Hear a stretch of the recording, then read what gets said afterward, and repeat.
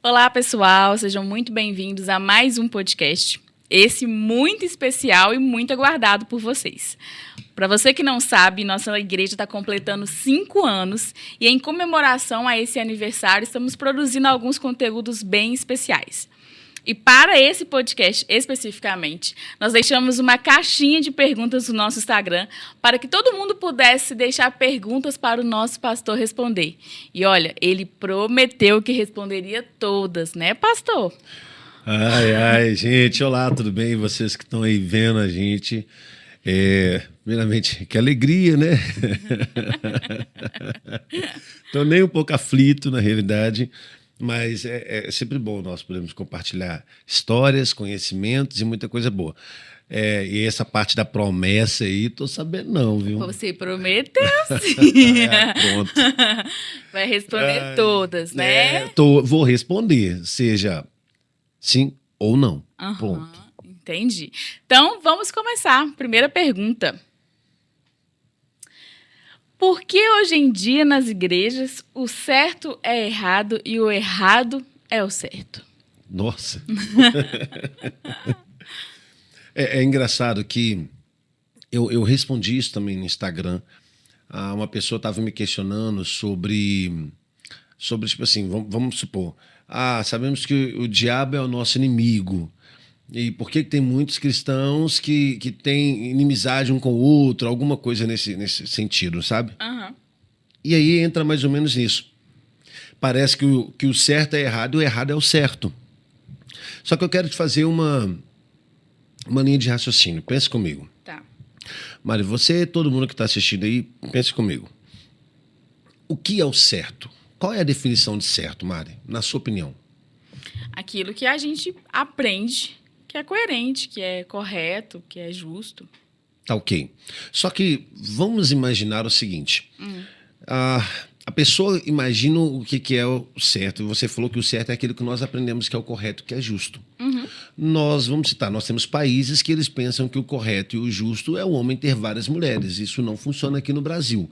Qual está errado, então? Os outros países ou o Brasil? Eu acho aquilo que vai contra a Bíblia.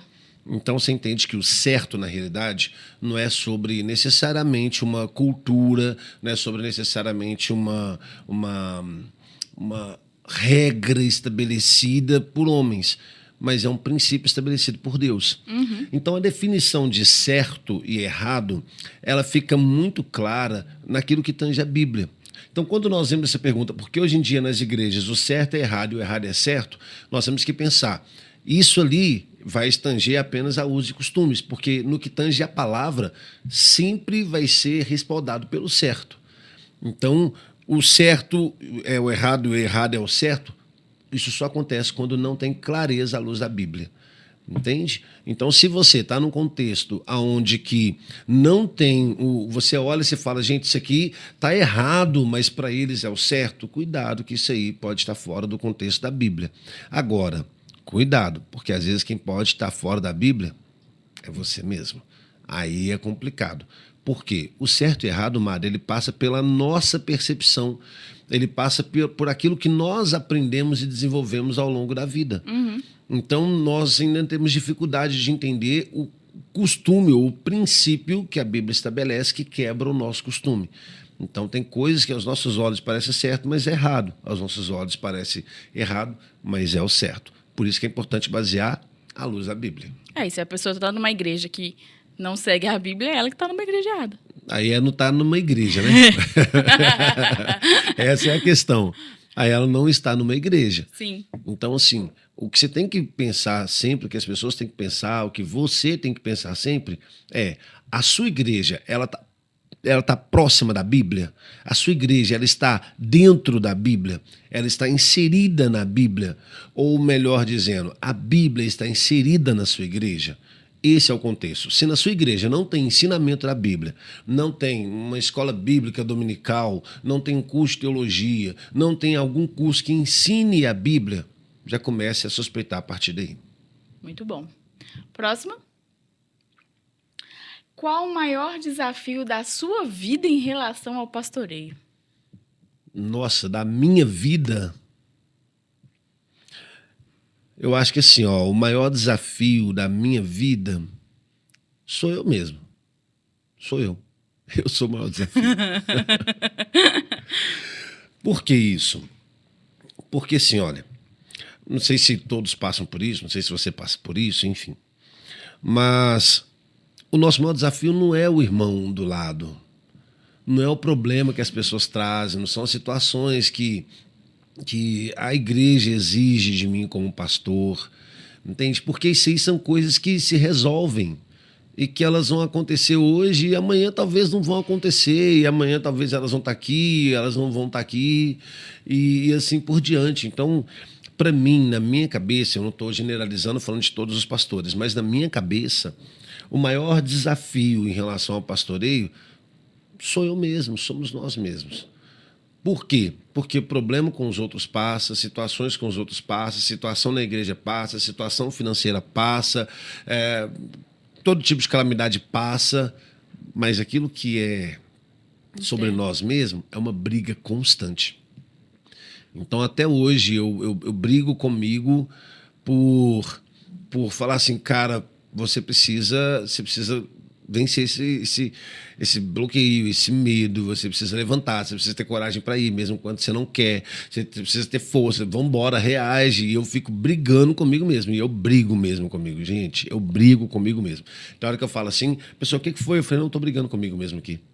E eu fico numa briga interna, assim, comigo, porque é a hora que, às vezes, o meu corpo, ele fala assim, não tô afim. Não existe não tô afim, meu irmão, tem que fazer. Então, o maior desafio, eu acho que sou eu mesmo. E desde o começo, desde quando começou a IPEC até os dias de hoje, eu sou o meu maior desafio. Eu preciso me vencer todos os dias. Eu acho que se todo mundo entendesse isso, de que nós precisamos nos vencer todos os dias. Nós precisamos... eu vou usar essa palavra, mas só para você entender. Nós precisamos nos sabotar. Porque o nosso corpo, ele quer mandar uma mensagem para a gente. Nossa mente, às vezes, quer mandar uma mensagem do que não é real, parecendo ser real. E a gente precisa vir gerando essas sabotagens, né? E vencendo a gente mesmo. Então, acho que a melhor resposta seria essa. Tá. E a pergunta falou muito sobre o seu pastoreio. Conta pra gente um pouquinho como que foi essa trajetória do seu pastoreio, tem quanto tempo que você foi consagrado? Você sempre soube que você seria pastor? Como que foi isso? Maria, assim, quanto tempo que eu estou consagrado? Não sei se tem 7 ou 8 anos, tem uma coisa assim na realidade. Não sei. Você lembra? Que você estava lá, você lembra? Acho que tem 8 anos. 8 anos já? 8 anos. Parece que tem 32. 2018. 2018? Vai fazer 8 anos. Vai fazer, então. Pois é, eu de fato não lembro data. Eu sou péssimo com data, gente. É péssimo. Verdade. Mas virou um... Não, assim, só estou concordando com o senhor. Entendi. Achei que era uma exposição. Não, jamais. Entendi. Na realidade, gente, assim, são 7 anos de pastoreio e isso começou desde quando eu me entendo por gente na igreja. Desde quando... Você nasceu na igreja? Não tive esse privilégio. Na realidade, meu pai, ele sempre foi cristão, sempre assim, mentira, sempre é muito forte, né? Mas o que eu tenho de lembrança do meu pai fora da igreja são poucas coisas, sabe? Fora da igreja, realmente são poucas emoções. Mas a maior parte da minha infância eu lembro dele na igreja. Eu lembro que ele ia pro coral, ele regia o coral da Assembleia, aquele negócio todo. Gente, eu já fui assembleano, que legal, né? Meu Deus. Já fui assembleano. E aí, depois da Assembleia, eu lembro que ele congregou um tempo na igreja... Esqueci o nome da igreja agora. Uma igreja pentecostal muito famosa, Nova Jerusalém de Cristo. Ele congregou lá também, eu ia com ele para a igreja. Mas depois minha mãe começou a ir numa igreja. E aí, quando minha mãe começou a ir, aí eu ia com mais frequência com minha mãe. E aí, era menino, eu tinha o quê? 8 anos de idade, 7, 8 anos de idade.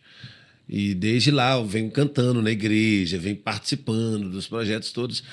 E desde quando eu comecei a ter um pouquinho mais de entendimento, no meu coração já tinha uma certeza.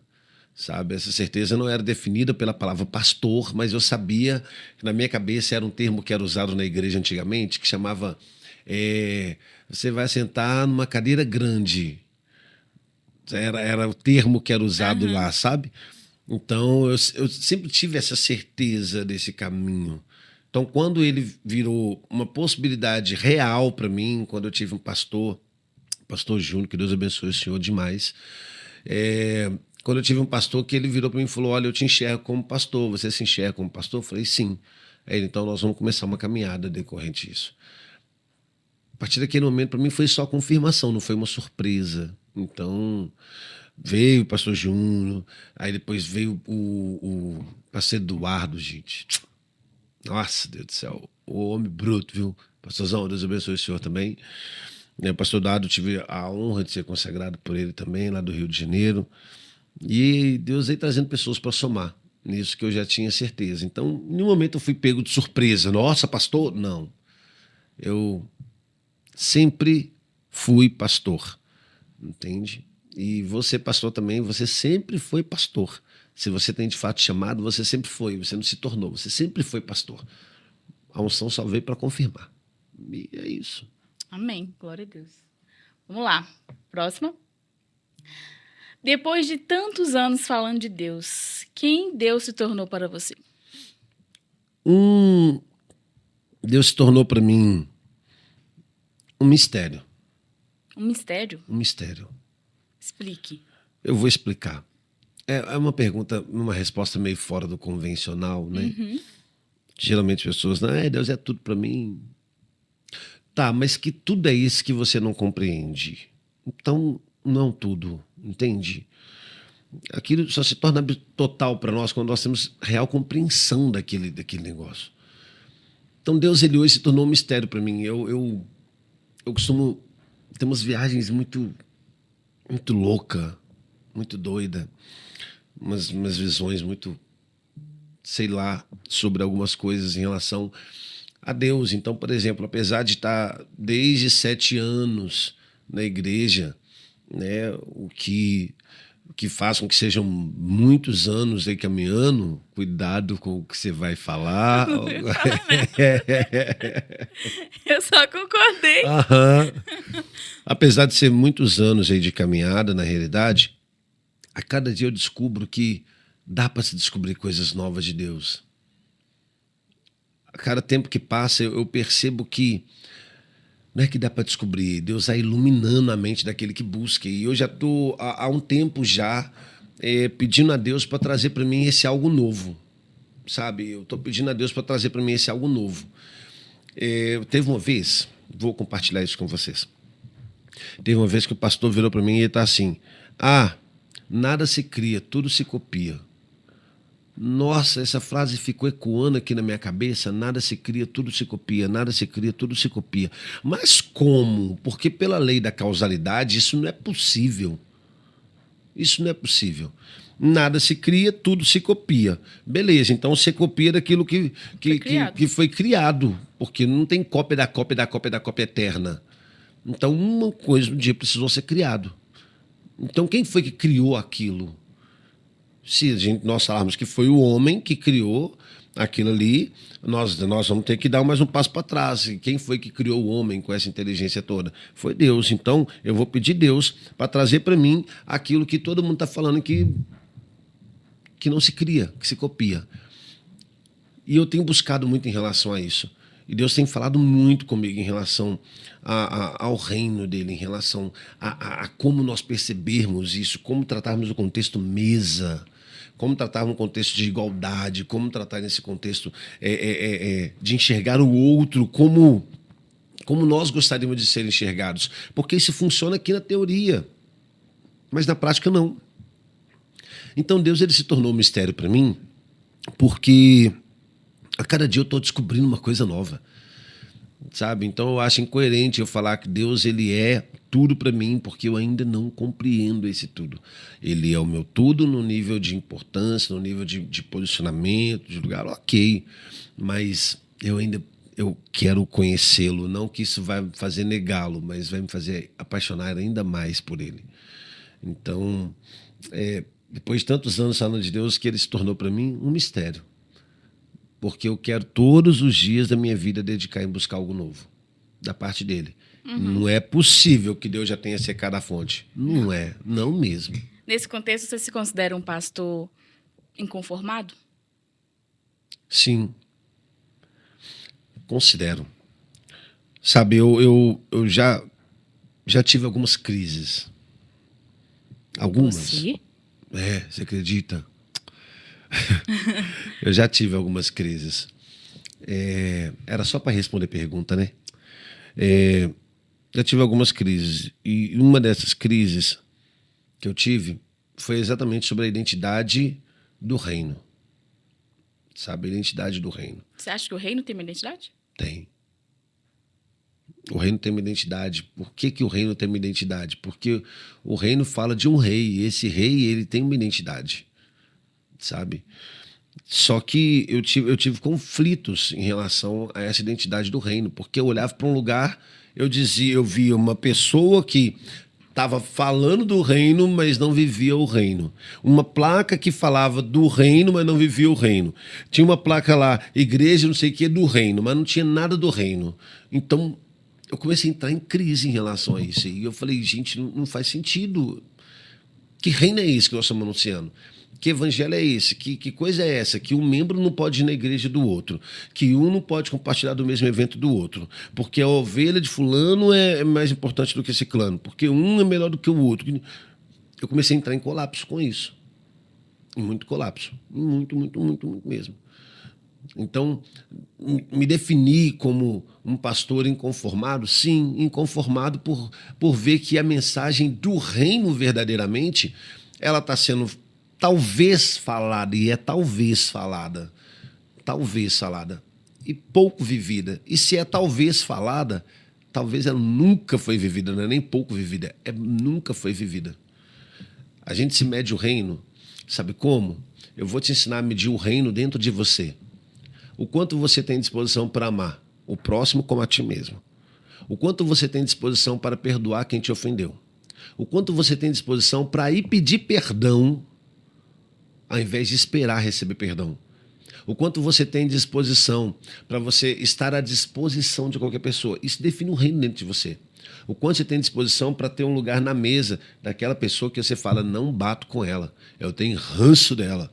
É exatamente essa pessoa. O reino se mede por isso. Então, quando nós vamos falar de reino, você consegue perceber que a fala do reino é bonita, mas a prática do reino é pouca. Então, eu sim, sou um pastor inconformado, não com Deus, mas inconformado com a situação do reino aqui. Significa que eu não erro? Não, gente, eu erro. Eu erro, cara, eu erro.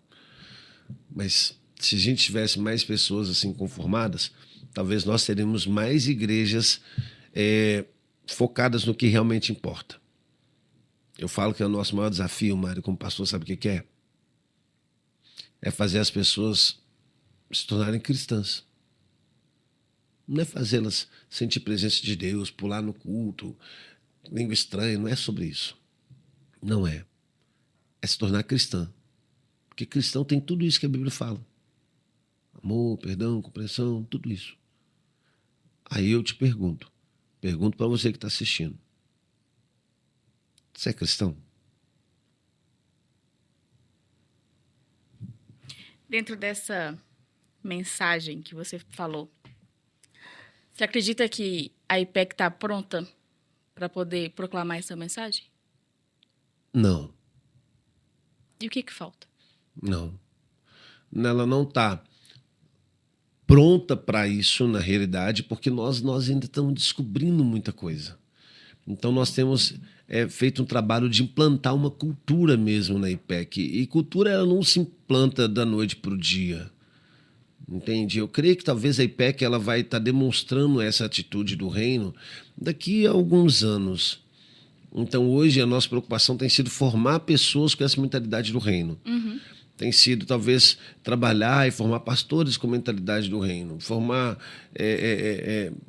líderes com essa mentalidade do reino.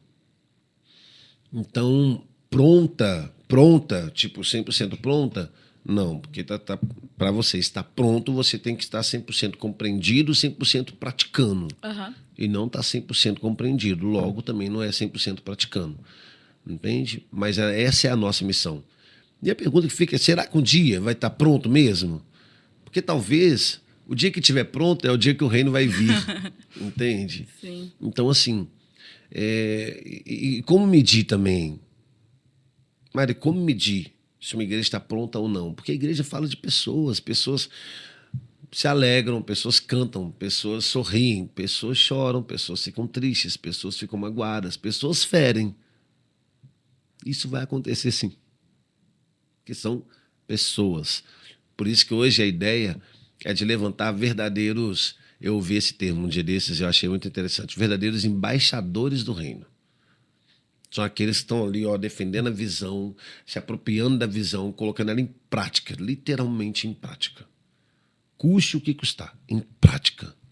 Quando eu falo dessa mensagem, uma coisa que geralmente eu sempre falo, e eu disse para o pastor quando eu vim para a IPEC, é que o que me chama a atenção, de fato, é essa mensagem tão diferente. Né? Assim, eu tive o privilégio de nascer no Evangelho e conheço muitas igrejas, muitas denominações, e eu já ouvi muito se falar sobre o reino, obviamente, todo mundo tem esse discurso muito pronto, mas não é nem sobre o falar, mas é o que está sendo dito, sabe? E essa mensagem que é ecoada, né, na IPEC, eu ainda não vi. Assim, não...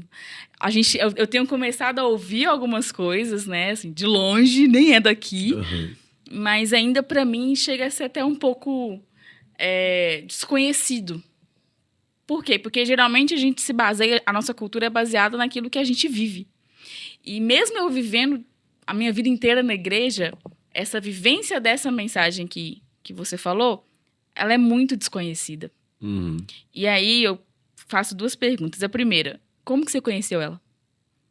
E a segunda, como você pretende passá-la?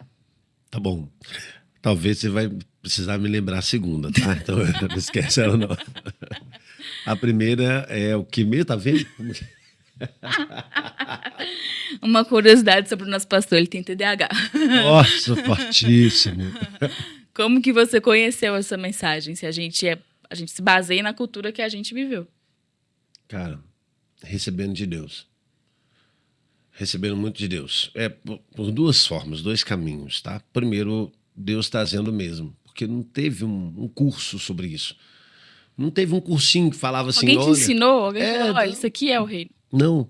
Não teve. Gente que sentou e falou assim, isso aqui é o reino, não teve. Mas eu tive muitos professores, mas muitos professores. Muitos professores. E esses professores me ensinavam o quê? O que não é o reino. Entende? Então, assim, eu não tive curso específico disso, mas em pequenas ações, pequenas atitudes, nós somos percebendo, nós somos vendo, e principalmente dentro desse direcionamento de Deus. E lendo Bíblia. Lê Bíblia, cara. Lê Bíblia. Gente, lê Bíblia em nome de Jesus. Lê Bíblia. Estuda. Sai do raso. Sabe? Então, assim, essa experiência, ela veio muito por isso, por perceber pequenos detalhes em acertos que a gente viu. Óbvio que eu vi muitos acertos na caminhada, né? Mas também houve muitos erros na caminhada. Então, assim, não estou dizendo que eu sou o certo, né? Sobre isso, não. Tá? Estou dizendo que eu aprendi tanto com erros, tanto quanto acertos. Mas, acima disso tudo, tem um Deus nos norteando. Tem um Deus falando para nós, olha, repara esse ponto, olha esse detalhe, olha isso, olha aquilo. E nós estamos construindo e baseando em cima disso. Sabe? Então, hoje, você falar como você aprendeu, foi literalmente isso. Deus assoprando, Deus falando conosco, Deus nos fazendo reparar detalhes, vendo coisas e fazendo com que isso seja propagado aqui. Entendi. E sobre a segunda, que eu não esqueci, como que eu desejo passar isso? Sendo a maior referência de exemplo nisso. Tem 2 formas da gente ensinar, Mari. Eu posso vir aqui, trazer uma apostila para você. Aprende. Ou eu posso vir aqui e nem precisar de apostila. E ao invés de falar aprenda, eu falo, olhe, veja. Então hoje eu tento muito ser essa referência do veja, entende? Então eu não quero criar um material para ensinar, quero criar um material para apoiar aquilo que eles estão vendo. Mas você não acha que apenas com... Apesar que o exemplo, para mim, de fato, é a principal forma de ensinar. Mas baseado nessa mensagem, essa mensagem fala muito sobre aquilo que não é visto. Então, como que as pessoas vão ver uma coisa que você, às vezes, não vai mostrar? Simples. Quando nós vamos falar de uma coisa que não é visto, ele não significa que ele não é visto de forma ampla, mas ele é visto em pequenos detalhes, com pequenas pessoas, em pequenos grupos. Isso começa com um vendo, com dois vendo. O que nós precisamos lembrar, amigo, é simples. Cristo não precisou de uma multidão para anunciar o reino, ele só precisou de 12 para impactar o mundo inteiro. Então o que nós precisamos fazer é só preocupar com quem está do nosso lado. Ele está vendo essa mensagem? Ele está enxergando isso em nós? Porque se está enxergando isso em nós, a missão está cumprida. Dele, vai para outros, com certeza. Amém. Isso era para responder só quem Deus se tornou para você. Pois é. Próxima pergunta. Qual foi o momento mais solitário do seu ministério? E não vale responder hoje, nem ontem. Todo dia, gente. O ministério é solitário? Não é nem hoje, nem ontem, é todo dia. Ele é. O ministério, ele é solitário, individual e coletivo. É. Por que ele é solitário, individual e coletivo? Porque você vai viver muita coisa no seu quarto, muita coisa no seu secreto. Você vai chorar muito no seu secreto. Você vai pedir muito a Deus no seu secreto, que às vezes você não pode pedir no público. Então ele é solitário por isso, individual por isso, porque é você que vai ter que fazer. Mas ele é coletivo porque tem um tanto de outros pastores que passam a mesma coisa, que sofrem a mesma coisa. Mesmo detalhe, eu acho que as ovelhas elas não têm noção do tanto que os pastores sofrem. Estou falando pastor de verdade, tá? Tanto que pastor sofre. Tanto que o coração chega a doer. E é muito verdade. Muito verdade. As pessoas não sabem o quanto que dói para um pastor ver elas olhando assim e falando, estou indo embora. E pronto, só vai. Como assim só vai, cara? Não. Vamos sentar. Eu lembro que eu tive um ministério que eu saí dele. Eu virei pastor, falei, pastor, cara, eu vou sair.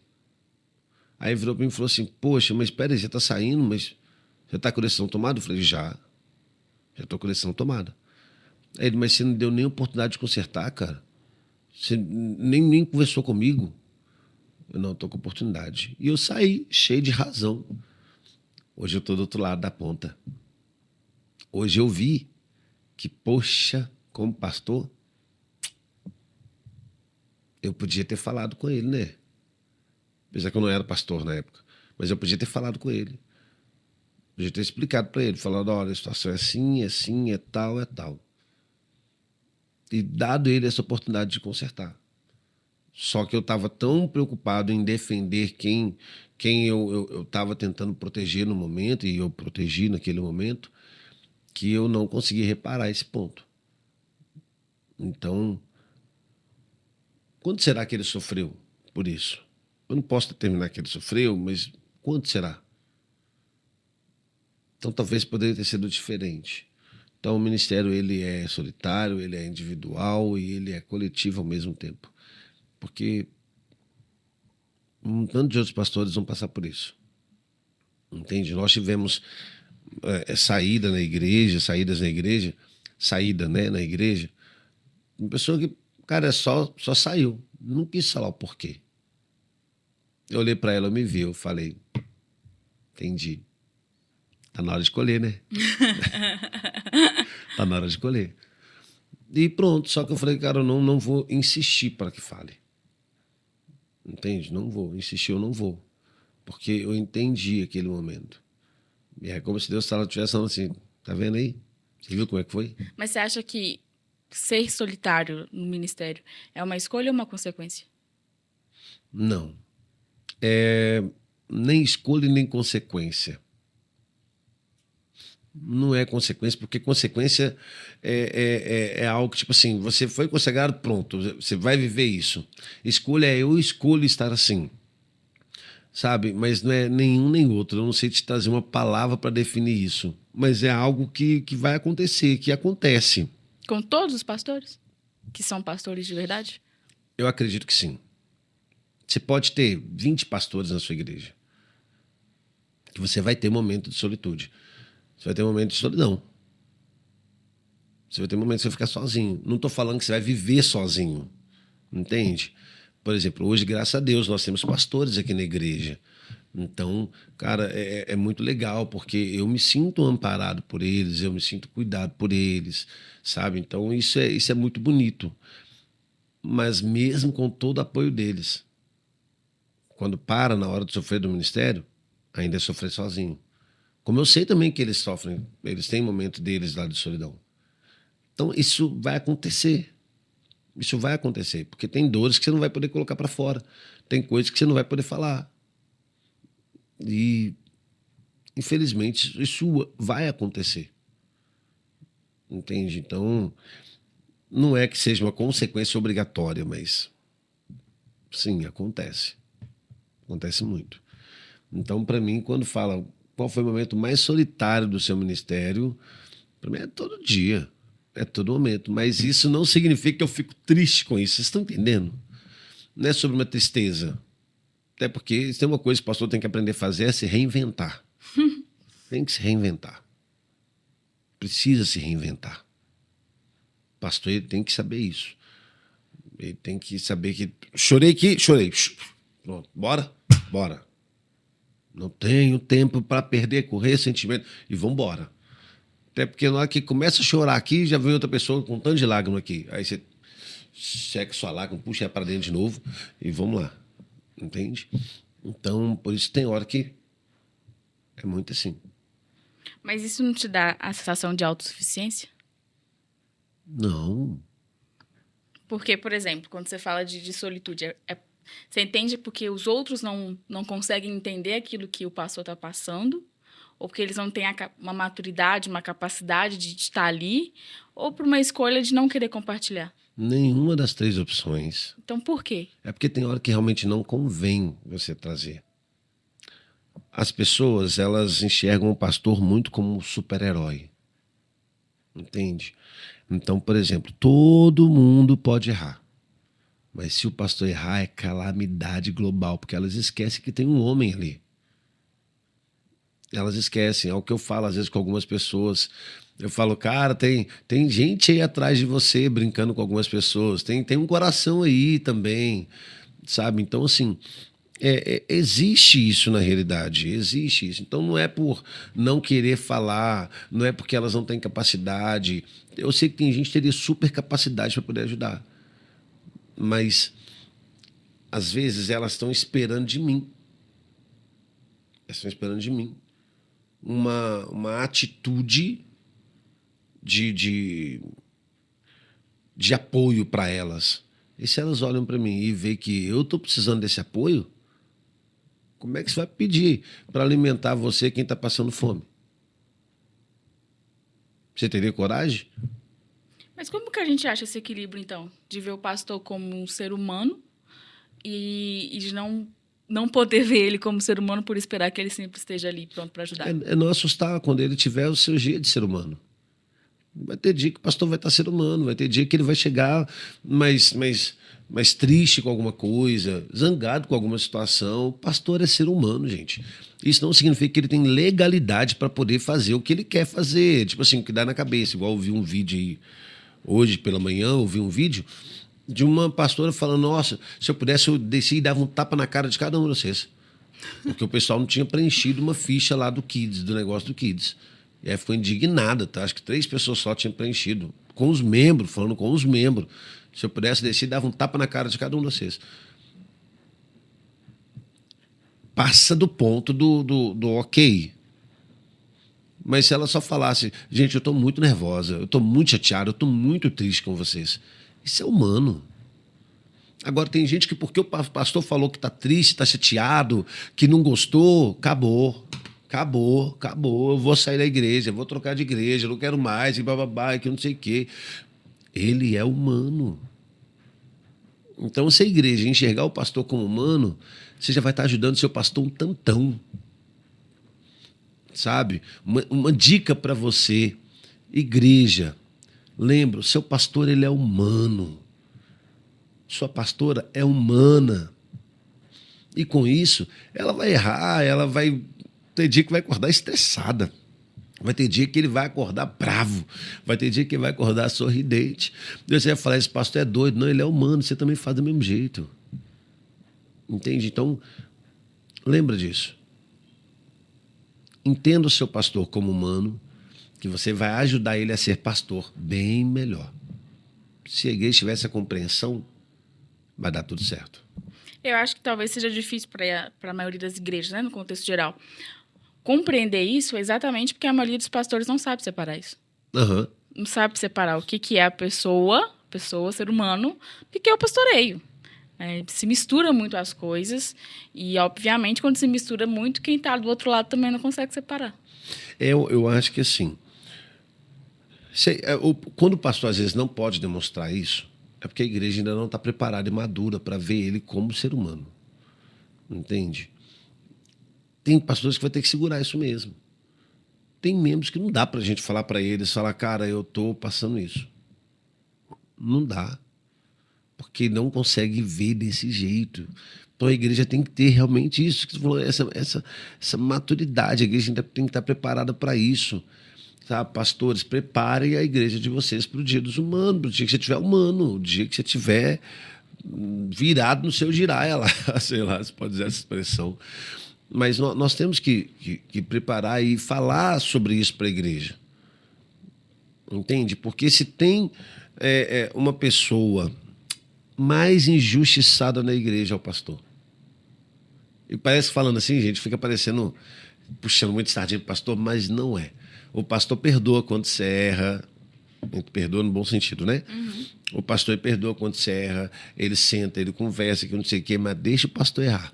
Primeira coisa que você faz, larga o ministério, deixa a igreja, faz tudo e deixa tudo para lá, porque o pastor errou, o pastor foi errado, o pastor é isso, o pastor é aquilo. Engraçado que quando era na sua vez era tudo normal. Então, é muito complicado. Essa linha, quando ela é invertida, ela se torna muito complicada. Muito, muito, muito. Então, o ideal é seja humano, pastor. Tenha o seu lugar de paz.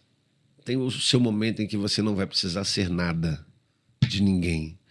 Você não vai precisar ser pastor, precisa ser nada.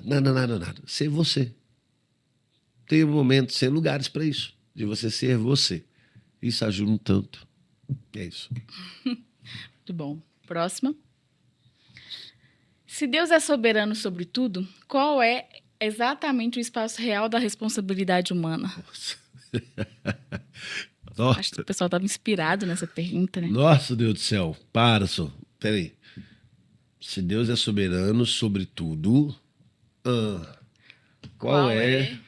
Deus é soberano sobre tudo. Qual é exatamente o espaço real da responsabilidade humana? Nossa, vamos lá, vamos pensar comigo, tá bom? Eu gosto demais desse negócio. Pensa comigo. Soberania de Deus. Nós temos soberania de Deus. Nós temos a responsabilidade humana, ok? A soberania de Deus, ela impacta, Mari, a soberania de Deus, ela impacta na responsabilidade humana, na sua opinião? Não. Não? Não. Ele é soberano, independente se você cumprir sua responsabilidade ou não. Independente se você fizer ou não, ele é soberano? Sim. Então, como a soberania dele impacta, no seu ponto de vista? Porque, como eu falei, independente do que você fizer, a vontade dele sempre vai prevalecer. Ele continua sendo soberano. E a vontade dele, então, é fazer o Olha aí. homem ter essa responsabilidade. A vontade dele, então, é fazer o homem ser castigado por aquilo que ele faz. É a vontade de Deus, a vontade dele é de fazer isso. A soberania dele passa por esse ponto do castigo, de penalizar um homem apenas? Não. Você ia responder, pode falar. Não, eu só ia falar que a gente tem que pensar nesse contexto o que a pessoa quis dizer sobre responsabilidade, né? Porque também responsabilidade a gente pode falar de várias coisas. Geralmente, assim, a pergunta é bem complexa. Geralmente, quando a pessoa fala de responsabilidade, ela está falando sobre livre-arbítrio. Porque ela está usando soberania, ou seja, controle de tudo. Uhum. Então, se Deus ele é soberano, tem um controle de todas as coisas, sobretudo, qual é exatamente o espaço real da responsabilidade humana? Ou seja, será que existe responsabilidade humana já que ele é soberano? Existe. Existe. Existe. Eu posso definir para você uma palavra? Simples. A responsabilidade humana, a responsabilidade nós chamamos de dever, correto? O dever do homem é de entender e aceitar a soberania dele na sua vida. É uma das coisas que o homem mais falha. É fácil, Mari, aceitar a soberania de Deus na nossa vida? Não mesmo. Não é. Qual que é o espaço real da responsabilidade humana? Simples. Nós estamos falando no contexto cristão. Aceitar a soberania de Deus. Aceitar o sim de Deus, o não de Deus.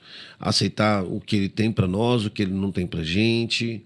Entende? Então, assim, colocar um ponto de responsabilidade humana, tangendo nesse ponto do livre-arbítrio, na realidade, nós estamos dizendo, se existe algum ponto, nós estamos falando que o livre-arbítrio ele fere a soberania de Deus. E não fere.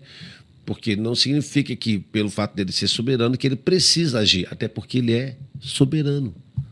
Então, a soberania dele está em agir ou não agir. Eu conversava isso esses dias com uma pessoa. Ela falando, cara, eu orei tanto uma situação, tanto, e Deus não fez. E Deus não fez. Então, eu decidi tomar uma decisão. E nessa decisão que eu tomei, eu estou sendo muito abençoada nessa decisão. Então, eu entendi que pessoas não mudam.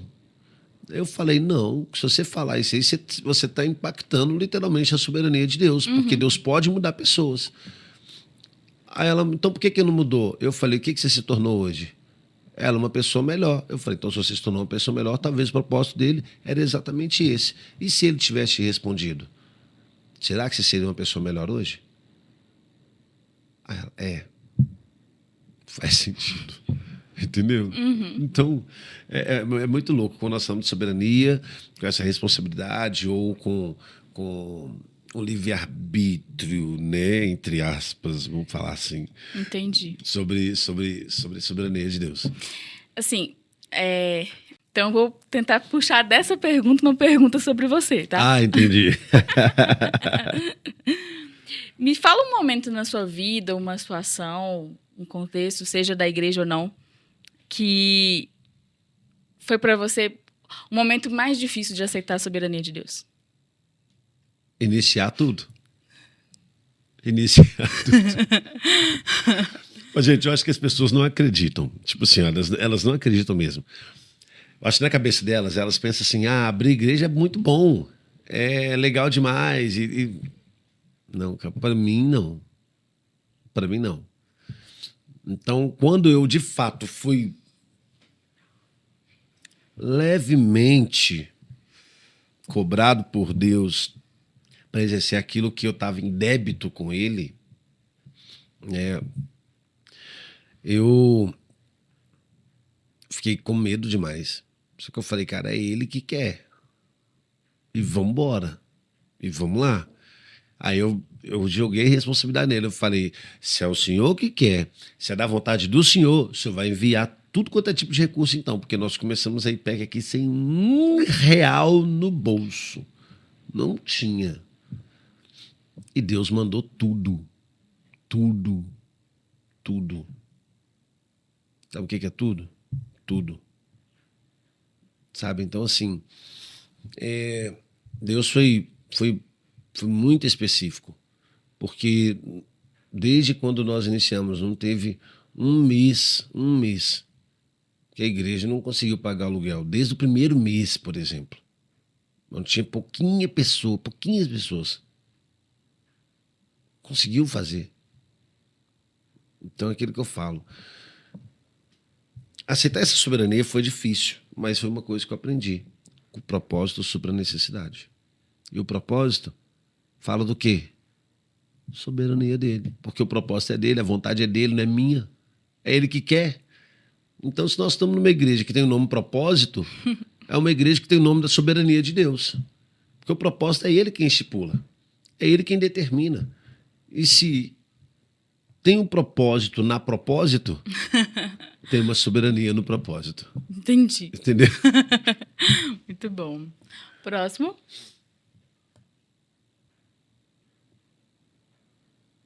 Eu tenho que esperar se ele é pergunta? É porque eu fiquei sem graça com ela. Pastor, você tem coração? Responda. Você tem. Em alguns momentos eu tenho. Tô brincando, gente. Eu tenho coração, obviamente. Só que assim, eu separo muitas coisas. No sentido de que o que é amizade e o que é pastoreio. Para pastoreio, eu não tenho que ter preferência. Para pessoa, para filho, para pai, para mãe. Não tenho que ter preferência para isso. O que logo dá a ideia de que não tem coração. Para pastoreio, eu não posso ouvir, você trazer uma ideia para mim e eu responder aquilo que você quer. Eu não posso. Para pastoreio, eu não posso falar aquilo que você quer ouvir.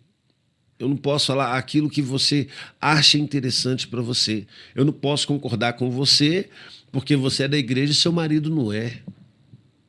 Para pastor, não. Pastor, eu não posso fazer isso. Aí vem a ideia de que eu não tenho coração. Eu te aconselho a fazer uma coisa. Conversa não com o pastor, mas conversa com a pessoa, Richardson. Você vai ver que talvez você vai surpreender. Eu tenho, de vez em quando, tem tum aqui dentro. Mas eu acho que talvez quem fez essa pergunta tenha levado mais um contexto de sentimento. Tipo assim, você sente, você chora, você sofre, você fica alegre, tem alguma coisa que mexe. Porque você sempre tem essa postura muito dessa firmeza emocional, dessa estabilidade, dessa constância, né? E eu acho que tem muito a ver com aquilo que você falou sobre não demonstrar, sobre ter essa maturidade mesmo de trazer as coisas de acordo com cada situação. Mas talvez seja nesse contexto. Assim, tem alguma coisa que mexe com você? Tem alguma coisa que te abala ou não? Tem. Vou contar um segredo para vocês, tá? Tem uma coisa que mexe muito comigo e não importa o que eu esteja representando. Seja pessoa, pastor, não importa. É fazer o bem pro outro, pro próximo. Não é nem para mim, não. Pro próximo. Isso mexe comigo. Eu choro. Você chora? Uhum. Assim. Chorar é forte. Mas eu fico emocionado a ponto de encher o olhinho de lágrimas, assim. Aí você... Eu choro. Quando eu vejo que tá dando tudo certo. Cara, eu vou te falar o último dia que eu emocionei. Esse dia, eu fui até zoado por causa disso. Eu fui zoado por causa disso. Uma pessoa que virou para mim e falou assim, eu vi, tá? Eu vi. Aí eu vi nada. E ela me falou de situação. Mas foi. Eu fiz um casamento recente agora, há uns dias atrás. E aí, tipo assim, cara, na hora que eu vi a portinha abrindo assim, a noiva entrando, que eu vi a felicidade dela, que eu vi a felicidade do noivo que estava no altar, que são pessoas próximas, amigos nossos. Isabel e Elis, Deus abençoe vocês. Cara, eu acompanhei de perto tanto que eles lutaram. Eu acompanhei de perto assim, o esforço que foi para que tudo isso acontecesse. Sabe? A contribuição comunitária que isso gerou na igreja, sabe? Um tanto de gente, sabe, tipo assim, poxa, se disponibilizando a fazer alguma coisa do mais simples ao mais complexo, assim. E quando chegou naquele momento, eu fiquei emocionado, porque eu falei, cara, deu certo. Eles estão felizes, sabe? Porque isso é bom. E eu fico emocionado, porque fez o bem para o outro. Eu não fico emocionado quando fazem para mim, mas pelo outro, nossa, me destrói. Me destrói? Não, me constrói. Entende? Porque ainda mais para quem é pastor, acho que ele sempre vai emocionar com essas coisas, porque ele vive muito pelo outro. Muito pelo outro. Então, se eu vejo algum dos nossos felizes, eu fico feliz também. E se tem uma coisa que é muito difícil, amigos para a gente contar parte ruim da nossa vida, é difícil encontrar. Mas para a gente contar parte boa, é mais difícil ainda. Então, quando eu vivo esses momentos, eu celebro muito. Celebro muito. Eu fico muito feliz, meu pessoal, mas muito feliz mesmo. De verdade. Então, o que me emociona é ver a felicidade do outro. Ou seja, você tem coração. De vez em quando. Vamos lá, a próxima. Já pensou em desistir de ser pastor? Se sim, por quê? Não. De ser pastor, não. Nunca pensei em desistir de ser pastor. Eu já pensei em desistir das partes que cansam o pastor. Porque o pastor ele não cansa por cuidar de ovelhas. Nenhum pastor cansa por cuidar de ovelhas. Mas pastor cansa, na realidade, é por ter que cuidar e responsabilizar daquilo que não era o papel da ovelha. Entende? Em que sentido? Eu não canso por cuidar de ovelha. Cuidar é o quê? É eu ir lá, tirar um carrapicho dela, é eu ir lá, aconselhar ela, conversar com ela. Isso é tranquilo. Agora, o problema é quando a ovelha esquece que ela é ovelha. Que parece que tem umas ovelhas que tem uns probleminhas assim na cabeça. Entrou um mosquito e ficou doida. Por quê? Elas esquecem que elas são ovelhas. E elas querem agir como? Querem agir como lobo, como leão, como rinoceronte, como qualquer outro bicho. Menos como ovelha. Então o que cansa o pastor não é o pastoreio. É o que ele tem que resolver fora do pastoreio. Porque as pessoas ainda não aprenderam a se resolverem. Não aprenderam a cuidar dos seus BOs aqui e falar, cara, deixa eu resolver isso aqui de uma vez. Aí o pastor tem que ficar intervindo, tem que ficar entrando, tem que ficar vindo. Não, aqui, assim, uns negocinhos desse tamanho, que fica desse tamanho. Assim. Entende? Então, é isso que cansa. Ser pastor, eu nunca pensei em desistir de ser pastor. Até porque eu entendo que isso é um chamado que Deus tem para mim. E onde eu tiver, eu vou ser pastor. Onde eu tiver. Eu posso não estar exercendo na igreja, mas eu serei pastor. Porque eu vou continuar cuidando de gente que está aqui, ó. Entendeu? Então, é isso. Acho que ficou respondido. Ficou claro. Tá bom. Próximo. Como é ser um pastor? Muito legal. Muito legal. Tem que ser sincero. Ah, tá. Gente, é muito legal. Como é ser pastor? Para mim, hoje, ser pastor é atender de fato um chamado, sabe? Ser pastor é você viver uma vida de renúncia, é você viver uma vida de nãos, você viver uma vida em que muitos vão te amar. Alguns vão te odiar. Outros vão te suportar. E vai ser assim. Só que, na realidade, a pergunta que eu me faço, sempre que a pessoa, às vezes, ou ela demonstra amor, ou ela demonstra alguma outra espécie de sentimento, principalmente quando é atos de amor, eu me questiono. Ele está fazendo isso por quê? É pelo Richardson ou pelo pastor?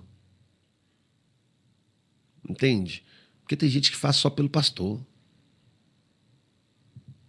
Se você for fazer pelo pastor, você está fazendo por aquilo que eu estou fazendo, não por aquilo que eu sou de verdade. Então, se não é por aquilo que eu sou de verdade, o que eu quero é que as pessoas elas façam, porque, cara, eu conheci o Richardson, eu quero fazer pelo Richardson. Mas o pastor também merece ser honrado. Sim, honra é uma coisa, honra forçada é outra. O que é a honra forçada? Eu tenho que fazer porque é o pastor, né? Quer ver uma coisa? Você que está aqui assistindo, você já teve que preencher uma listinha de presente para o pastor que você não queria preencher? Mas, sei lá, é o pastor, preenche. Você já teve que comprar um presente porque era o dia do pastor ou da pastora. Você já teve que fazer um negócio muito especial, muito uau, porque afinal era o pastor, era a pastora. Isso é honra forçada. Honra forçada, ela geralmente é por aquilo que a gente faz. Mas quando a pessoa, por exemplo, conhece o Richardson, mas também é ovelha do pastor, e naquela situação, naquele momento, queria honrar o pastor, não porque não admira ou não gosta do Richardson, mas porque pelo que você faz também merece honra. Sim, e tá tudo bem nisso. Isso é lindo, por favor, que venha mais pessoas assim. Entende? Mas o que eu estou dizendo é sobre não fazer forçado. Não estou dizendo que é errado fazer, é errado honrar o pastor. Eu estou dizendo que é errado você fazer uma honra forçada. Isso que não é legal. Nós vamos preencher a lista porque é para o pastor. Não, se você não quer preencher, não preencha a lista. Não faça. Entende? Porque senão nós vamos ficar sempre nesse jogo. O pastor faz isso. Mas quando é outro irmão você não faz? Que princípio de reino é esse? Que mesa é essa? Você está entendendo agora o contexto? Não é que seja errado honrar, mas é errado a honra forçada. Então, quando vira como é ser pastor, é entender que você vai ser querido por alguns, questionado por outros, odiado por uns, e assim por diante. Só que eu não quero que as pessoas tangem isso apenas por eu ser pastor. Porque às vezes as pessoas, vamos supor, elas ficam com raiva de alguma coisa porque o pastor fez alguma coisa. E elas não dão nem oportunidade de conversar com a pessoa. Às vezes a pessoa é legal. Às vezes seu pastor é legal. É muito legal como pessoa. Mas só porque a pessoa agir como pastor com você, você ficou bravinho da vida. Então, sempre que alguém tange alguma coisa, eu tento sondar. Eu vou conseguir essa resposta exata? Não, porque o princípio da honra forçada não está demonstrado no papel. Só uma pessoa que pode ver. É Deus. Então o que eu posso fazer é ensinar. Não façam honra forçada. Não façam honra forçada. Mas honrem seus pastores. Você quer ver um ponto legal? Conhecimento bíblico, teste de conhecimento bíblico. Ah, sim. Não, deixa eu te falar uma coisa. Agora quer saber se você é crente. Não. O entrevistado desse podcast é você, o assunto é você.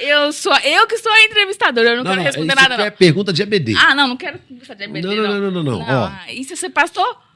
Exatamente. Pastor faz pergunta bíblica. Não quero, não quero. Presta atenção, ó. Qual foi o primeiro milagre de Jesus? Onde foi o primeiro milagre de Jesus? No casamento. O que ele fez? Transformou água em vinho. Lá foi o primeiro milagre de Jesus? Ai, eu acabei de falar. Calma, foi ou não foi? Foi.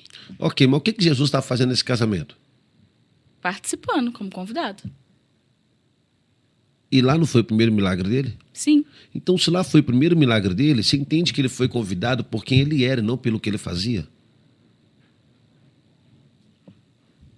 Jesus foi convidado porque os noivos falaram assim, cara, ele é um cara legal. Eu quero ele aqui no meu casamento, eu vou convidar ele. Nossa, eu gostei do dia que eu conversei com ele. Eu gostei do dia que eu conheci ele como pessoa, porque eles não conheciam Jesus como com esse poder todo que ele tinha. Então é por isso que eu estou falando para vocês, gente. Antes de criticar o seu pastor, conheça a pessoa do seu pastor. Porque tem um humano ali. Acredite, tem um humano ali. E ao invés de você só convidar porque é o pastor, cara, convide porque ele é legal, porque você o conheceu. Jesus, ele tinha essa simplicidade. Ele foi convidado para uma festa não pelo milagre que ele fazia, porque ele não tinha feito nenhum milagre. Ele foi desejado naquele ambiente. Eles queriam Jesus lá porque Jesus, em algum momento, impactou eles simplesmente por quem ele era. Então, o ministério tange em analisarmos aquilo que nós fazemos no ministério e quem nós somos também, fora da atuação desse ministério. Você já teve alguma experiência que você se sentiu honrado de fato? Tive. Conte uma. Tive. Cara, já tive várias. Eu sou um tipo de cara que eu não gosto de ficar postando muitas coisas sobre isso. Uhum. Não gosto. É raro eu postar alguma coisa sobre essa questão de honra. Eu vejo alguns pastores que eles receberam uma bala. Eles vão uma bala, eu não sei o quê. Não gosto de ficar fazendo isso. É raro eu postar. Raro. Mas, por exemplo, no meu aniversário do ano passado, eu achei muito legal. Me senti de fato honrado e reconhecido e compreendido. Compreendido por quê? Reconhecido pelo fato do aniversário, honrado pelo fato deles da igreja paralisar, ir lá em casa, foram lá em casa, foi muito legal, muito bacana. Prepararam um presentinho lá, enigmático, um negócio muito show, assim, tal. Mas compreendido, porque a igreja ela não só olhou para o Richardson, como ela entendeu o dia do Richardson e o momento do Richardson. Eles falaram assim, o nosso pastor, ele não está precisando de um terno, o nosso pastor não está precisando de sei lá, Bíblia. uma Bíblia, não está precisando de um relógio, não está precisando de um, sei lá, de uma Coca-Cola. Eles foram lá e me proporcionaram, me deram a oportunidade de ir no final de semana descansar. Num sítio, negócio tudo pago lá, não sei o quê. Tá, que não aconteceu. Não aconteceu porque não deu para mim ir. Né? E o Porque pessoal você do estava sítio sendo enrolou, pastor. porque eu estava sendo pastor. Mas assim, eu achei muito interessante. Eu me senti muito honrado, reconhecido e entendido pela igreja. Porque quando a igreja vira e fala assim para você, cara, toma, você está precisando descansar, é porque ela está olhando para você e está falando assim, cara, você está trabalhando muito. E ela está reconhecendo isso em você. E isso é legal, sabe? Então, acho que você merece um descanso. Poxa, para a igreja falar que você merece um descanso, sinal que você está atuando, você está fazendo. E ela está vendo que você está precisando de descanso. Entende? Então, isso é muito legal. Esse foi um dos contextos que eu me senti muito honrado. Teve outros, vários também, mas esse, como foi mais geral, eu prefiro trazer esse mais geral. Muito bom. Próximo. Fale um pouco da sua teoria da salvação. Corpo, alma e espírito ou só um deles? Você tem uma teoria?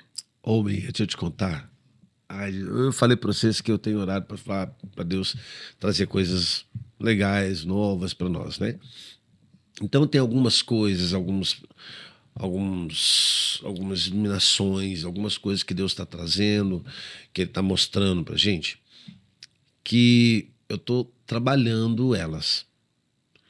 Essa da corpo, alma e espírito é uma também que eu estou trabalhando. Não é sobre tricotomia, dicotomia, nada disso. Mas é um ponto que eu estou trabalhando também. Mas eu ainda estou trabalhando. Uhum. E mesmo se tivesse pronto, eu não responderia essa pergunta. Por quê? Ainda não é tempo da gente focar nisso. Ainda não. Mas é tempo da gente começar a preparar. Eu creio que aqui, na realidade, essa pergunta, ela hoje eu responderia como? Mateus 28:19. Ide por todo mundo, preguei o evangelho a toda criatura, batizando-os em nome do Pai, do Filho e do Espírito Santo. Ou seja, ao invés da gente preocupar aqui com isso nesse momento, vamos preocupar em fazer anunciar o evangelho, falar para todo mundo. Então agora eu entendo que o tempo é esse. Mas eu tenho sim, tem teorias muito legais sobre isso, muito legais. E aí, vira e mexe eu solto isso assim, com uma pessoa aqui, outra pessoa ali. Aí eu escuto aqui, pego referência, e dependendo do que a pessoa fala, eu coloco um argumento, aí eu, cara, esse argumento aqui é legal, vou deixar eu trabalhar nele. Aí eu vou pegar, vou trabalhar esse argumento. Então, assim, preparem. Nós, assim, estamos preparando uma série de materiais, uma série de coisas que vai, assim, destravar a mente de vocês. Mas ainda não é tempo. Muito bom. Próximo. Qual legado você sonha em deixar? Olha, eu sonho em deixar nas pessoas a certeza de um evangelho que dá para se viver de forma leve e verdadeiro. Dá para a gente se envolver, se resolver, se amar e se perdoar. Dá pra gente fazer, dá pra gente fazer isso. Se a gente entender onde nós estamos. O que eu quero deixar o legado nas pessoas é o legado da mesa. Explica esse negócio de mesa. Porque você fala muito sobre isso. Você quer que eu explique de um jeito prático? Da forma que você quiser. Tá bom. Mari, nós somos da mesma altura? Eu achei ofensiva essa pergunta. Não, é só... é só uma pergunta. Só porque eu sou pequenininha. Não falei, tá vendo que você Meu que pé falou. não bate no chão. Você Puxa. tá aqui com a permissão aí. Não, nós não somos da mesma altura, pastor. Mas você repara que quando assentamos à mesa, a mesa nos nivela. Em pé, nós não somos da mesma altura. Mas assentado é isso aqui, ó. A mesa nivela todo mundo. Então, quando nós falamos sobre o legado da mesa, o legado de uma cultura da mesa, é um legado de igualdade. É um legado de palavra e Espírito Santo. É um legado de reino. Uma das mensagens mais fortes de reino, sobre o reino de Cristo, não foi numa montanha, não foi numa casa, foi numa mesa. Então o que eu quero é deixar isso nas pessoas. Um legado de mesa, um legado de companheirismo. Eu geralmente trago à mesa quem é meu companheiro. Mas na mesa de Cristo não, eu trago à mesa o distante. O distante. E eu vou tratar ele da mesma forma.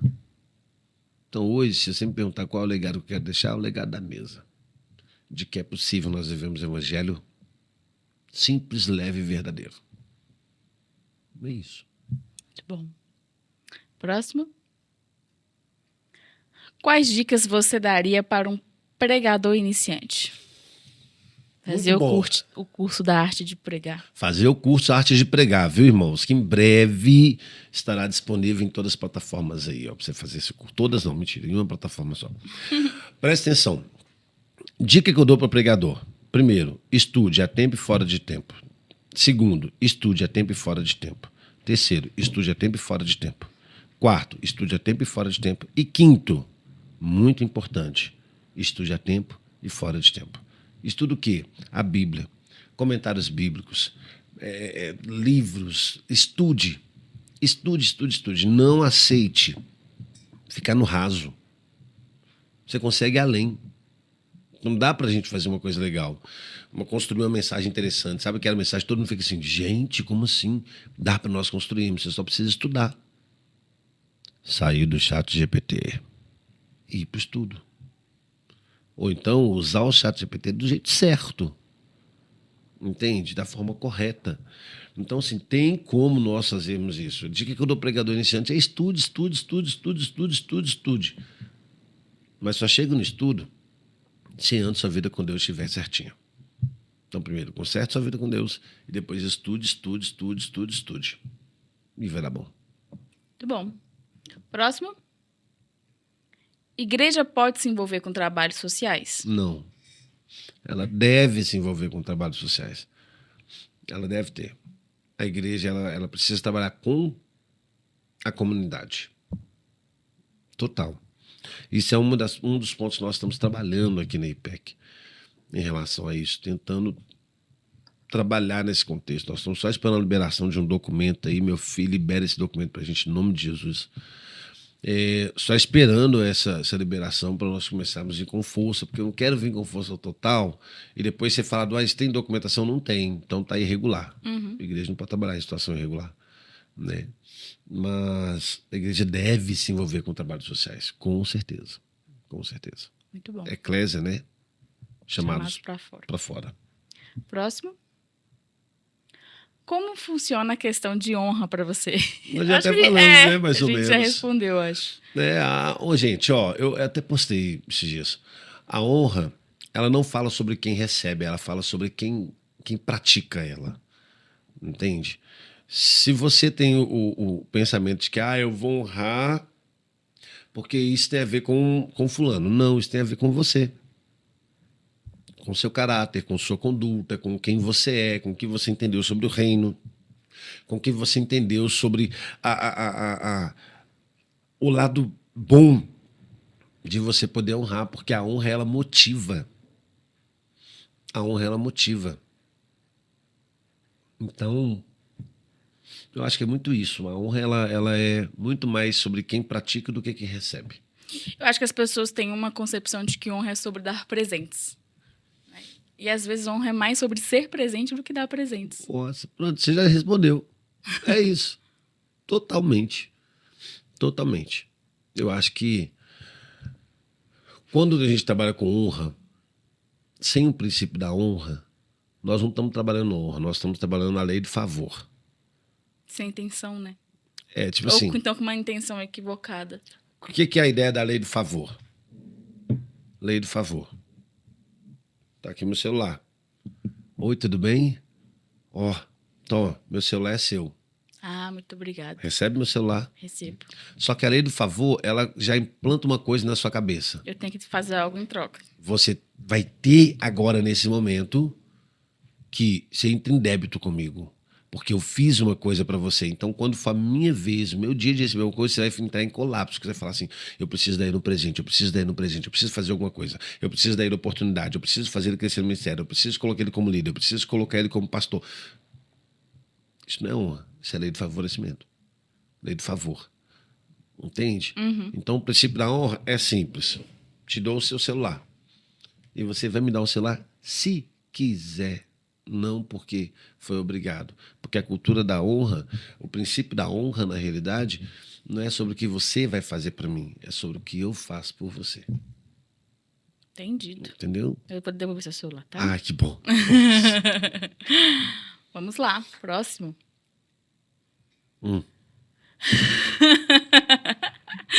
Como é ser um pastor sênior? Ai. Primeiro é um título, né? É só um título. Eu acho que isso tem uma coisa que todos os pastores aqui da IPEC saibam, e eu espero muito que eles consigam reconhecer isso, é que isso é só um título, que eu me ponho na mesma posição de igualdade que eles. É óbvio que eu tenho outras responsabilidades maiores que ele, o que muda é a responsabilidade. Mas não passo por cima. Por exemplo, se eu tô... Hoje nós temos cada pastor em um prédio nosso. E eu não vou chegar, porque eu sou pastor, já vou chegar mudando. Não vou. Vou chegar, vou fazer... Eu posso fazer isso aqui? Posso. Eu sou o pastor sênior. Mas se eu confiar a responsabilidade desse local que para essa pessoa, eu vou tentar trabalhar junto com ela o máximo que for. Eu só vou intervir se houver necessidade. Porque aí entra a responsabilidade de um pastor sênior. Entende? Então, para mim é só título. É só título. Não vai mudar nada na prática. Não muda nada na prática. Não pode mudar nada na prática. Tem que ser título. Eu tenho que continuar tangendo o principal papel, que é ser pastor. O sênior é para resolver problemas. O pastor é para ser pastor. Entendeu? Então, para mim não muda nada. Nada. A não ser responsabilidades. Só. Você acha que, nesse contexto da IPEC, hoje está sendo um desafio? Nesse contexto da... Porque, pensando assim, só para quem não conhece a nossa igreja, você estava aqui em Santa Luzia. né? 100% em Santa Luzia. Outubro de 2025, nós tínhamos apenas você como pastor. Fato. Aí, de repente, nós de novembro para frente, nós passamos a ter 7. Eita glória. E aí, foi determinado, né, os pastores para cada prédio, nós temos 3, como você disse, e você ficou ali como pastor sênior e agora não está fixo em nenhuma das 3. Isso impacta alguma coisa para você? Para mim, necessariamente, impacta porque, por exemplo, antes eu tinha muito mais tempo de ter comunhão com o pessoal, com os irmãos específicos, porque os irmãos estavam todos concentrados em um só lugar. Então hoje não, hoje eu escuto problemas desse lugar, do outro lugar, do outro lugar. Hoje eu tenho responsabilidade desses 3 lugares. Hoje eu não cuido só dos membros, eu também tenho que estar atuando ali junto com os pastores desses templos. Tem que estar presente nos 3 lugares. E isso é o detalhe. E você não é onipresente, né? Não, igual eu estava brincando com uma irmã, ela ontem ela virou para mim e tá assim, não, você tem que ir lá em Lafayette. Eu falei, então tá, Deus abençoe, tchau. Aí ela, então tá bom, até domingo que vem. Eu falei, domingo que vem? Ela, boy, você vai estar em Lafayette? Eu falei, não vou estar não. Ela está muito sumida de lá. Tal. Eu falei, tô não, ainda brinquei, a pastora que não tá me escalando, tal, brinquei isso ainda. Mas é triste, porque você vê os membros às vezes sentindo falta mesmo, sabe, desse ponto, desse contato direto, que não sei o quê, mas infelizmente é isso, a vida. Então, pelo menos você sente falta, né? Quer dizer que você é um bom pastor. Não, eu sinto falta, eu gosto das pessoas, eu gosto de estar com pessoas, na realidade, né? Gosto de conversar com sonhadores, gosto de conversar com gente doida, sou normal, não é isso aí. Amém. Próximo.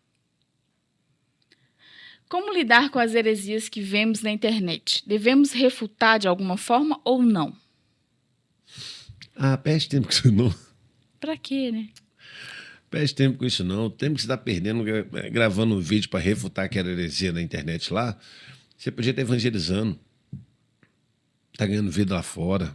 A não ser que ela fale diretamente de você, sobre você, mas mesmo assim, pensa.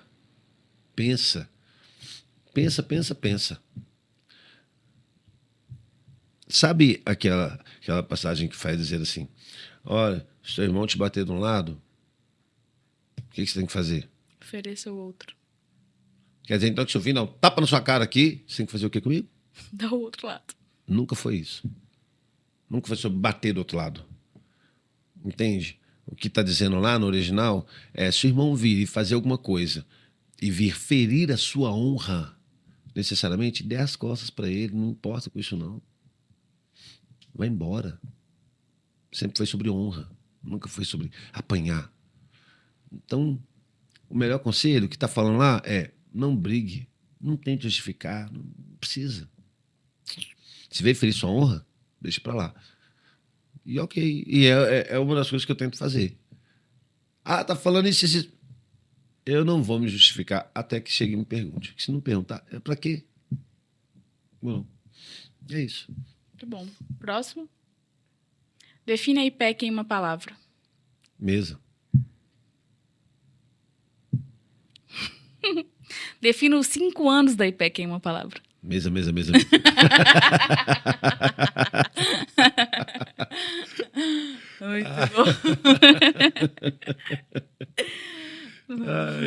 É isso. Eu acho que mesa é cultura, mesa é isso. E tá tudo bem nós errarmos nessa cultura de vez em quando. Vai errar porque nós estamos desenvolvendo nela ainda. Está implantando a cultura. Então isso requer tempo, gente. Requer tempo.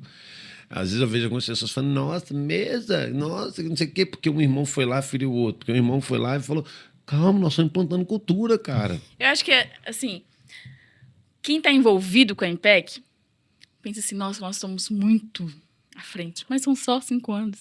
Nós somos uma criança ainda, né? É por isso que eu falei, agora não é tempo da gente vir com estudo, esses negócios, tudo. Nós estamos na barriga, 5 anos para uma igreja, para a idade de igreja, não é nem bebê nascido. Entendeu? Então, assim, eu for definir para mim a IPEC nesses 5 anos mesmo, para mim é mesa, é definição de cultura, estabelecimento de cultura, sabe? Mas o interessante é que... Ai, Jesus, tão triste. Que as pessoas às vezes falam assim, nossa, que o princípio da mesa é esse, que a pessoa faz isso. Não é engraçado, a gente só critica o princípio da mesa quando é contra a gente. Porque quando você fala mal do irmão, você também não fala do princípio da mesa que está ferindo. Então, tipo assim, não faz sentido. Calma, tudo tem um tempo. Tudo tem um tempo. Nós estamos implantando cultura. E implantação de cultura, você não consegue fazer na grande massa de uma vez. Aos poucos. Você pega conversa com um. Aí esse um fala, nossa, agora entendi. Aí ele começa a fazer o quê? A disseminar isso aqui. Aí você pega outro, e assim por diante. Esse dia mesmo estava conversando sobre mesa, sobre reino, essas coisas. Virou a chave. Muito bom. Próximo. Qual o seu maior sonho? Você sonha, pastor? Acho que eu tenho coração, né? Olha, depende do que nós estamos falando, tá? Em que ponto nós estamos trazendo. Se for hoje sobre sonho geral, de forma contexto geral mesmo, não você super crente falar assim, tô doido para ver igreja grande, não. Se for olhar de sonho geral, é ver minha família bem, estruturada. Hoje eu luto por isso, sabe? Luto muito por isso. Ver todo mundo bem. Esse é o meu maior sonho. Corro atrás para isso. E quem me conhece sabe que eu corro mesmo. Corro atrás para isso. Tendo isso aí, eu tô tranquilo. Agora, no que tange a ministério, meu maior sonho no ministério é que a mensagem do reino se propague para todo mundo. Que nós sejamos fonte para todo mundo. E você já parou para pensar que se o nosso pedido é ser fonte, se Deus nos permite ser fonte nessa visão do reino, vai ser uma loucura. Vira uma loucura. Então, para mim é sobre isso. Muito bom. Próximo. Qual foi a sua maior dificuldade nesses 5 anos de IPEC? Assim, a maior dificuldade para mim foi ver uma igreja pequena e querer implantar nela uma cultura de igreja grande. Por que essa é uma dificuldade muito grande? Porque a igreja pequena se porta como pequena. Mas nós não. Nós somos uma igreja pequena que se porta como uma igreja grande. Uma igreja que é pequena que pensa em ter um aplicativo, uma igreja pequena que pensa em ter um telão, uma igreja pequena que pensa em ter as coisas tudo organizadas, uma igreja pequena que pensa em ter todos esses parâmetros assim. Então, esse, de fato, foi o maior desafio da gente procurar alcançar esse crescimento sem recursos para ter esse crescimento na realidade e, ao mesmo tempo, continuar sendo o simplesinho do começo. Entende? Por isso que nós fizemos o aniversário casa simples. Nós vamos continuar sendo casa, mas a simplicidade nós temos que resgatar ela todos os dias. Todos os dias. Então, se antes, quando era 6, 7 membros, dava para cumprimentar todo mundo, por que não cumprimenta hoje que é 100? Não, mas hoje é 100. Simplicidade lá de trás. Para e cumprimenta todo mundo. Se você, Mara, chega num lugar que tem 5 pessoas, você cumprimenta 5? Sim. E se for num lugar que tiver 200 pessoas, você cumprimenta as 200? Não. Por quê? Porque é ilógico? Porque na nossa cabeça a gente fala é 200, aí a gente procura o quê? Ó, pra você ver como é que é inconsciente. Aí a gente procura cumprimentar só aqueles que é mais chegado na gente. E se a gente começar a quebrar essa cultura e voltar lá pro simples de novo? Eu não vou cumprimentar só os 5 próximos meus. Eu vou cumprimentar todos os 200. Vou passar 10 minutos cumprimentando todo mundo. Mas eu vou pegar na mão de um por um. Um por um. A simplicidade do começo, ela pode acompanhar a gente aqui na evolução. Mas para isso nós temos que voltar a resgatar esses valores.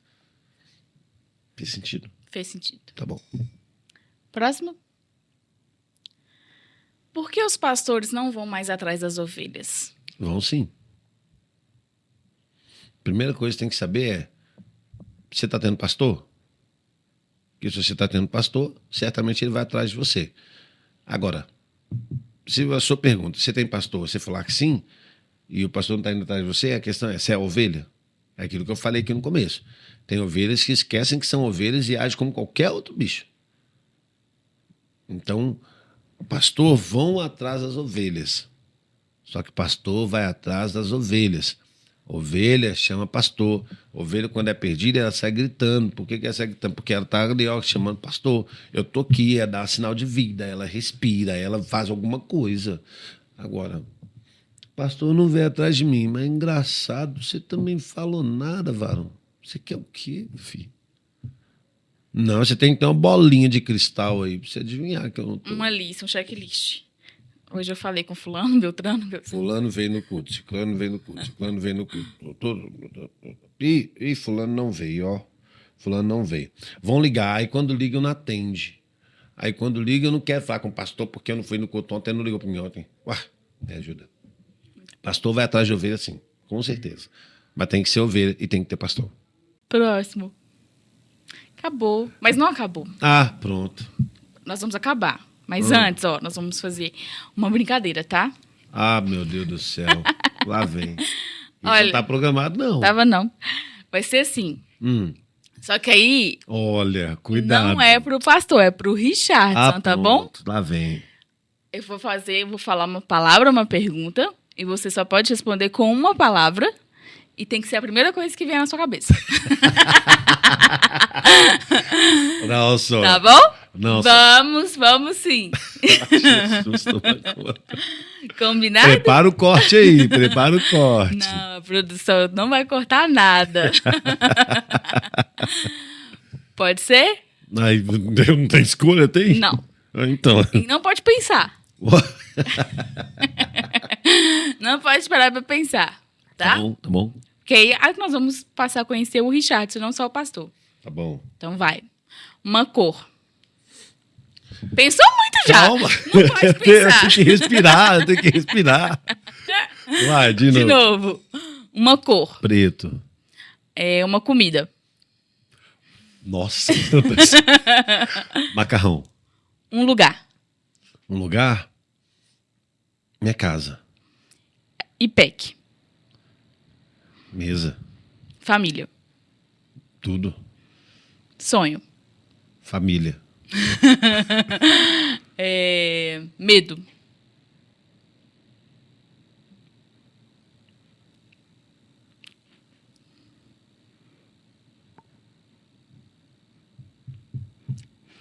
Olha, eu não tenho tantos medos assim. Eu tenho um medo só. E é meio, talvez meio besta. Isso não tem como responder uma palavra só, tá? Tá.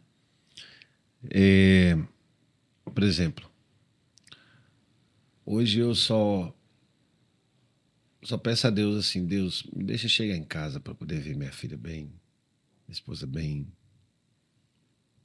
Então eu só tenho medo de não voltar para casa. E não ver minha filha, não ver minha esposa. Esse é um medo que eu tenho. Eu tenho medo, pra você ter noção de quanto que isso me aflige tanto, que eu fico imaginando, se um dia eu não estiver aqui, eu choro de pensar que eu não estarei aqui, porque eu sei que minha filha vai sofrer. Eu olho para ela tão pequenininha, sabe? Falo, gente, minha filha vai sofrer, meu filho vai sofrer, minha esposa vai sofrer. Eu não quero. Só que eu também, aí eu penso, então a solução não é eu não estar aqui, mas eu também não penso em não tê-las aqui. Então meu medo é, de fato, quando um dia ele chegar, eu não sei. Não sei. É isso. Um livro da Bíblia.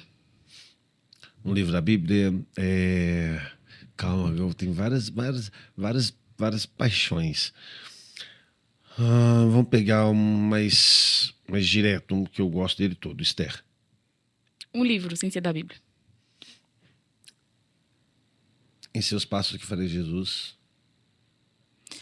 O Salvador mora ao lado. Era só um. Ah, tá. Amizades. Nomes? Não. Você vai falar alguma coisa que vem na sua cabeça. Ah, que legal. Amizade é necessário para a vida. Necessário para a vida. Importante, relevante. Tudo diante que tiver é isso. Tudo diante. Aham. Uma viagem. Nossa, quanto tempo tem que eu não viajo? Fica a dica, gente. Maio é o aniversário dele. Aleluia, Jesus, vai aqui, Senhor. Uma viagem. Eu nem lembro a última vez que eu viajei. Pode ser um lugar que você queira ir. Ah, entendi, pode ser. Olha, eu tenho planejado Caldas Novas, viu? É sério? É verdade, você acredita? Mas tem um lugar, sem ser Caldas Novas. Caldas Novas eu penso por causa de família. Agora, pessoalmente, 2 lugares. Israel, como pastor Israel, e como pessoa Espanha. Espanha? Espanha. Meu sonho de consumo. Como pessoa. Agora, como pastor, não. Como pastor, quero conhecer Israel, tal. Já olhei assim, mas eu fico olhando, gente, é muito dinheiro. Deus vai prover. Amém. Algo que você faz para se divertir. Jogar videogame? Apesar que eu não tenho tempo, mas é isso. Entendi. Uma profissão. Minha? O que vier na sua cabeça. Professor. Tá. Uma referência. Você está pensando, por que eu não posso pensar? Porque você que está respondendo. Ah, entendi. Grossa. Como é que é? Uma referência. Uma referência? Luciano Subirá. Luciano Subirá, muito bom. Um sermão. Um sermão meu? Pode ser. Tá bom. Um sermão meu que eu gosto chama Amor Incondicional. Tem muito tempo que você pregou? Tem, muito tempo. Deve pregar de novo, então. Deve ter pregado. Mas é porque ele fala, na realidade, sobre aquela mulher que foi levada até Jesus para ser apedrejada, sabe? Ele vai trazer sobre esse ponto. É essa mensagem. Um temperamento. Colérico Libius. Um temperamento bom. Colérico. Brincadeira. Um presente. Que eu ganhei, o que eu vou ganhar, o que eu quero ganhar. Como é que é? Que vier na sua cabeça. Um presente? Não, mas você tem que definir se eu ganhei, o que eu vou ganhar. Um presente. Um computador. Computador? Foi que eu ganhei. Muito bom. Você ganhou um computador? Não enquanto eu era pastor, fique claro isso. Não, já era pastor? Já era pastor. Mas não foi de membro da igreja, não. Entendi. Fica a dica de novo. Bom, é isso, pastor. Que bom. Gostaria de agradecer pelo podcast, por esses 5 anos, que venha muitos e muitos e muitos anos, já falei muitos, e muitos anos de PEC, que Deus te fortaleça para que você, de fato, consiga expandir essa mensagem. Eu imagino que seja um desafio, principalmente quando foi uma mensagem tão específica e que eu, particularmente, como membro agora de PEC, não vejo ninguém proclamando ela da forma que você faz. Então, além de ensinar e ter que proclamar para todo mundo e ter que implantar cultura, então eu imagino que não seja fácil. Então, minha oração, e eu acredito que da igreja inteira, é que Deus te fortaleça para isso e que Deus nos dê maturidade de aprender isso rápido para que a gente possa discipular pessoas com essa mesma visão também. E que a IPEC continue sendo fonte, continue sendo referência e que as pessoas que ainda não tiveram oportunidade possam ter a oportunidade de conhecer o Richardson. Porque o pastor é só vir aqui que ela já conhece. Verdade. Mas que elas deem a oportunidade de conhecer o Richardson. Amém. Eu agradeço, Mário. Obrigado pela oportunidade, de falar um pouquinho mais, literalmente sobre mim, como pastor, como pessoa. Não posso deixar de agradecer aqui também, minha família, que suporta tudo isso aí, essa correria toda. Gente, obrigado, amo vocês mais. A cada membro da igreja, obrigado por vocês acreditarem, por estar com a gente nesse propósito, caminhar com a gente. A cada pastor da IPEC também, sabe? Vocês são pessoas que, assim, mais do que acreditam no ministério, mas também investem muito tempo, se dedicam demais. E eu quero agradecer a todos vocês e dizer que, assim, nós estamos hoje nos 5 anos de IPEC. O sexto, ele vai ser muito maior do que o quinto, sétimo, assim por diante. Mas para isso acontecer depende de nós. Viva o reino, pregue o reino, conheça o reino, assente à mesa do reino, com cultura do reino. Porque, afinal, nós temos que ser fontes do reino. É isso que nós temos que ser. Então, Deus abençoe vocês. Obrigado por tudo. E até o próximo material, né? Vem muita coisa boa por aí, né? Vem muita coisa. Dá spoiler aí, deixa eu ver. Não posso. Tá vendo? Não posso dar spoiler, mas o que eu posso falar é que estamos preparando para que mais pessoas conheçam a nossa cultura. Que bom, já eu spoiler tanto. Já é um spoiler tanto. Obrigada, pessoal. Que Deus abençoe vocês. Deus abençoe, gente. Até mais.